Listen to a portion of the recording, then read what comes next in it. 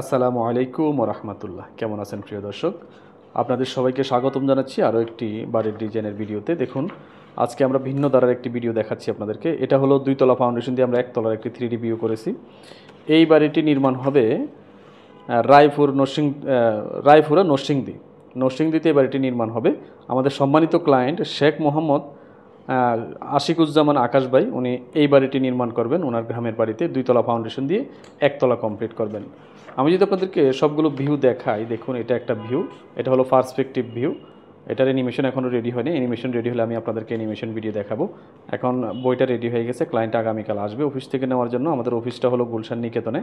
বাংলাদেশের যে কোনো প্রান্তে বসে আপনি আমাদের কাছ থেকে কম খরচের ভিতরে ড্রয়িং ডিজাইন করে নিতে পারবেন ইনশাআল্লাহ। দেখুন এখানে আরেকটা পার্সপেক্টিভ ভিউ আছে এবং রুফটপ ভিউটা আছে এখানে, এবং এই পাশে যদি আমি দেখি ছাদ ওঠানোর পরে যে ভিউটা দেখা যায় সেটা হলো এটা, এবং এটা দেখুন আরেকটা রুফটপ ভিউ। এখানে যদি আমি এক্সপ্লেন করি, দেখুন বাড়িতে প্রবেশ করতে আমরা ড্রয়িং রুমটি পাচ্ছি এবং দুই পাশে 2টা বেডরুম এবং ভিতরে ডাইনিং রুম, এবং তার পাশে 2টা বাথরুম, একটা নামাজের রুম এবং 2টা বেডরুম এবং পিছনে কিচেন রুম।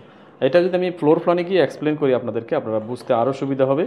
আমি যদি এইভাবে ধরে আপনাদেরকে বোঝাই, দেখুন এটা হলো বাড়ির প্রবেশ মুখ, এটা হলো ফোর্সের নিচে আমি যখন বাড়ির ভিতরে প্রবেশ করব তখন সোফা রুমটি পাবো।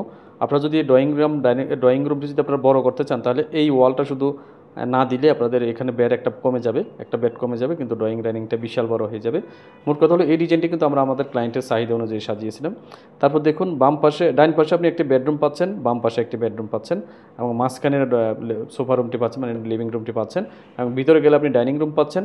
ডাইন পাশে 2টা বাথরুম পাচ্ছেন, একটা কমন একটা অ্যাটাচড, এবং বাম পাশে যদি দেখি আমরা একটা লাইব্রেরি পাচ্ছেন এবং একটি সিটি রুম পাচ্ছেন এবং একটি নামাজের রুম পাচ্ছেন। আর ডাইন পাশে পিছনে গেলে আমরা একটি কিচেন রুমের পাশাপাশি 2টি বেডরুম পাচ্ছি। প্রত্যেকটি বেডরুম 11 ফিট বাই 13 ফিট রাখা হয়েছে ক্লায়েন্টের চাহিদা অনুযায়ী। এই বাড়িতে টোটাল আপনার 3টি বাথরুম থাকবে, 4টি বেডরুম থাকবে। এখন আমি যদি দেখাই আপনাদেরকে এই বাড়িটি নির্মাণ করতে গেলে কতটুকু জমি লাগবে, দেখুন এই বাড়িটি নির্মাণ করতে গেলে মোটামুটি 46 ফিট বাই 34 ফিট একটি জমির প্রয়োজন পড়বে, যা স্কোয়ার ফিটে মোটামুটি 1500 স্কোয়ার ফিট হয়। যদি আপনার 4 শতাংশ জমি থাকে তাহলে আপনি এই বাড়িটি নির্মাণ করতে পারবেন। দেখুন এখন আমি আপনাদেরকে এই বাড়ির খরচের হিসাবটি দেখাবো, যাতে করে আপনারা আইডিয়া পেয়ে যান এই বাড়িটি করতে কেমন খরচ হতে পারে। এটা যদি আমরা ফাউন্ডেশন পর্যন্ত করি মোটামুটি 6 লক্ষ টাকার মতো মালামাল প্রয়োজন পড়বে। এখানে আমি রেটগুলো একটু বেশি ধরেছি, আপনারা বর্তমানে কিনতে গেলে একটু কম টাকায় কিনতে পারবেন। আমরা একটু রেট বেশি দেখাই, কারণ হলো ক্লায়েন্ট যাতে বিপদে না পড়ে কাজ করতে গিয়ে। মোটামুটি 6,36,000 টাকার আমরা এখানে হিসাব দেখাচ্ছি। 275 ব্যাগ সিমেন্টের পাশাপাশি আপনি এখানে পাচ্ছেন হলো 3,3200 কেজি রড এবং 13,000 পিস ইট।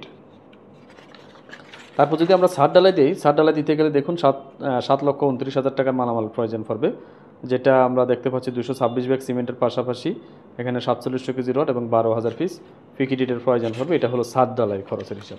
এখন যদি আমরা দেখি গাঁথুনি প্লাস্টার সহ ফিনিশিং আইটেমের কাজগুলো করতে গেলে আমাদের কত টাকা খরচ হয়, দেখুন সম্পূর্ণ কাজটা করতে গেলে আমাদের 4,26,000 টাকার প্রয়োজন পড়বে। এই 4,26,000 টাকা দিয়ে আমরা 212 ব্যাগ সিমেন্টের পাশাপাশি এখানে প্রায় 20,000 পিস ইট কিনতে পারবো, যেটা ভেঙে আমরা কোয়া তৈরি করে ছাদ ডালাইয়ের কাজ করব।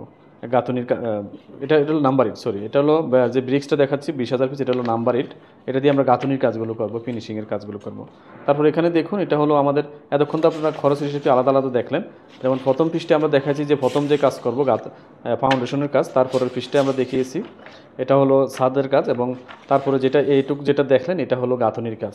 এখন এই টোটাল মালামালগুলো যদি আমরা একসাথে দেখি, দেখুন টোটাল মালামালগুলো যদি আমরা একসাথে দেখি, এখানে হিসাবটা আপনাদের জন্য আরও সুবিধা হবে। 713 ব্যাগ সিমেন্টের পাশাপাশি 21,000 পিস পিকেট ইট এবং 23,000 পিস নাম্বার ইট, এবং এখানে 3800 কেজি 16 মিলি ডায়ার রড এবং 12 মিলি ডায়ার রডের প্রয়োজন পড়বে 1300 কেজি, এবং এখানে আমাদের 16 মিলি ডায়ার রডের প্রয়োজন পড়বে প্রায় 3 টন। এই মালামালগুলো যদি আমরা একসাথে কিনতে যাই, দেখুন টোটাল আমাদের 18,56,000 টাকার প্রয়োজন পড়বে।